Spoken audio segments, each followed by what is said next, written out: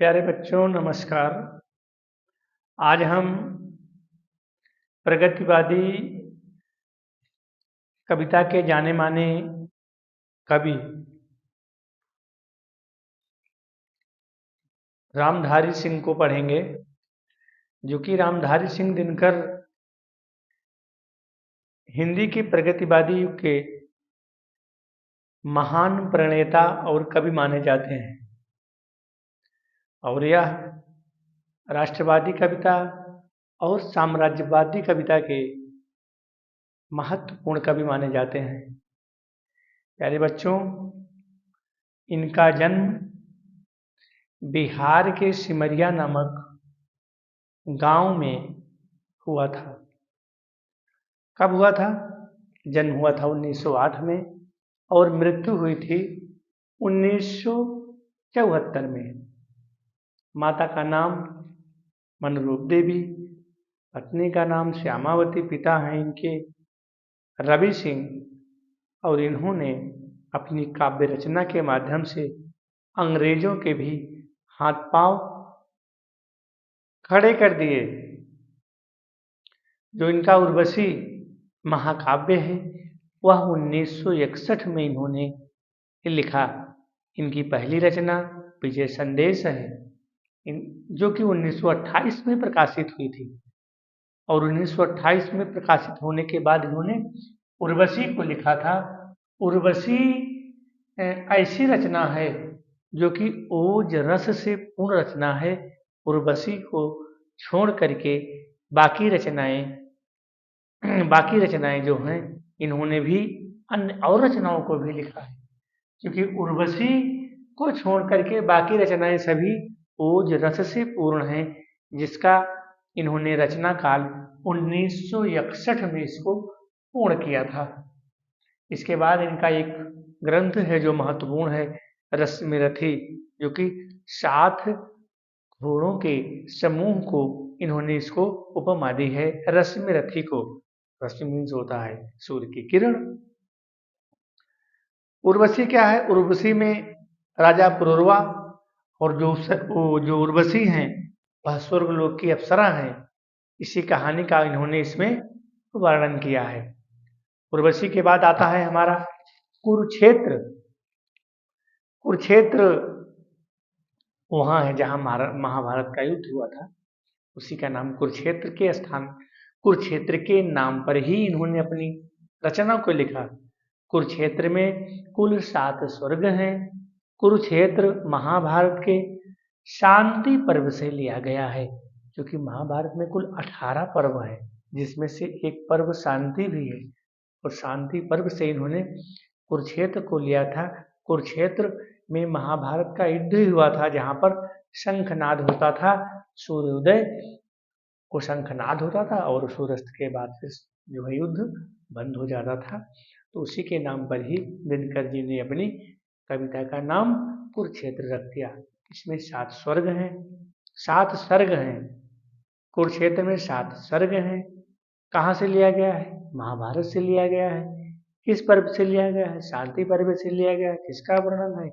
भीष्म पितामह और धर्मराज युधिष्ठिर का वर्णन है। और इनको जो है उर्वशी पर 1972 में ज्ञानपीठ पुरस्कार भी मिला था। ठीक है। इनकी रचनाओं ने आज़ादी की लड़ाई में लोगों को जागरूक किया।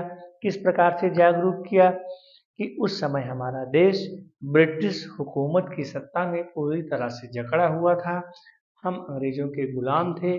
दिनकर जी ने अपनी रचना के माध्यम से, अपनी काव्य रचना के माध्यम से इन रचनाओं को लोगों तक पहुंचाने का प्रयास किया कि रचनाओं को लोग पढ़ेंगे तो उनमें होश पैदा होता है, जोश पैदा होता है। जैसे गांधी जी ने नारा दिया था कि करो या मरो। चंद्रशेखर आजाद ने नारा दिया था कि भारत माता की जय हो। उसी प्रकार से इन कवियों ने अपनी रचनाओं के माध्यम से देश के युवाओं को, देश के लोगों को आज़ादी के लिए इसी प्रकार से ओज रस से पूर्ण रचनाएं उन्होंने लिखा। रामधारी सिंह दिनकर जो रीतकालीन के हमारे भूषण कवि हैं, जो कि वह ओज रस के पूर्ण कवि माने जाते हैं। तो उनका जो है भूषण के बाद रामधारी सिंह का दूसरा स्थान आता है। इसके बाद इनकी अन्य रचनाएं भी हैं। कुरुक्षेत्र है, परशुराम की प्रतिज्ञा है, रेणुका है, ओंकार है, रसमृति है और हारे को हरिनाम इनका अंतिम रचनाकृति है। ठीक है, रसवंती है जो इनका सबसे प्रमुख काव्य है, रसवंती। और इसके बाद इनके कुछ निबंध भी हैं। मिट्टी की ओर, रेती के फूल, बट पीपल, धर्म नैतिकता और विज्ञान, यह इनका निबंध संग्रह है। ऊपर वाले काव्य संग्रह है। उर्वशी महाकाव्य है जो इनका सबसे महत्वपूर्ण 3 कथन है।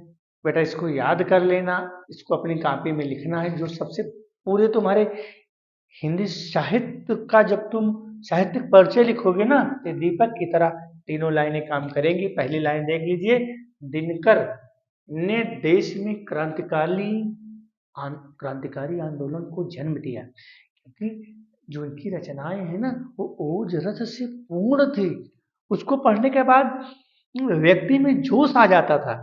भारत माता की जय हो, भारत माँ, जिसे भारत माता की जय बोलते हैं हम लोग 15 अगस्त मनाते हैं। देखो यहाँ से बिल्कुल लाइन बना के चले जाते हैं। तो इसको इन्होंने लिखा, दिनकर ने देश में क्रांतिकारी आंदोलन को स्वर दिया। किसने कहा? रामवृक्ष बेनीपुरी ने। रामवृक्ष बेनीपुरी की जो रचना है वह है गेहूं और गेहूं बनाम गुलाब। दूसरा इनका स्टेटमेंट है, दिनकर राष्ट्रवादी और साम्राज्य विरोधी कवि थे। राष्ट्रवादी और साम्राज्य विरोधी का मतलब है कि जो ब्रिटिश हुकूमत थी, जो हमारे देश में अपना साम्राज्य विस्तार को कायम किए हुए थी और हमको अपना गुलाम बनाए हुए थी, सारा साम्राज्य स्थापित की हुई थी, हम गुलाम बन के उसके अधीन अपना कार्य कर रहे थे।